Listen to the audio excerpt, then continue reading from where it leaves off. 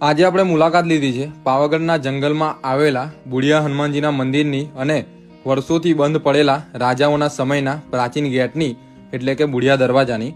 મિત્રો, ઘણા બધા લોકો હજુ આ ગેટ અને આ હનુમાનજીના મંદિર વિશે નહીં જાણતા હોય તો પહેલાં તો અહીંયાની લોકેશનની વાત કરીએ તો પાવાગઢ બસ સ્ટેન્ડથી તમે માચી જાઓ છો ત્યારે રસ્તામાં તમને આ સૂર્યચંદ્રમની વિસામો જોવા મળે છે અને તેની બાજુમાં થઈને આ એક સિંગલ પટ્ટી રસ્તો જાય છે। આ રસ્તો તમે જોઈ શકો છો। તો આ રસ્તે તમારે જંગલની તરફ 500 મીટરની દૂરી પર ચાલતું જવાનું છે અને અહીંયા તમને કંઈક આ રીતનું બુઢિયા હનુમાનજીનું મંદિર જોવા મળે છે। તો અહીં પહોંચ્યા પછી તમે આ વર્ષો જૂના બુઢિયા હનુમાનજીના મંદિરે દર્શન કરી શકો છો અને આ મંદિર જંગલમાં હોવાથી અહીં તમને શાંતિનો અનુભવ પણ થશે। એ સાથે મંદિરની એક્ઝેક્ટ સામે તમને આ વર્ષો જૂનો બુઢિયા દરવાજો જોવા મળે છે જે હાલના સમયમાં બંધ છે, પણ પહેલા પાવાગઢ સુધી જવા માટે ભક્તો આ દરવાજા થઈને જતા હતા।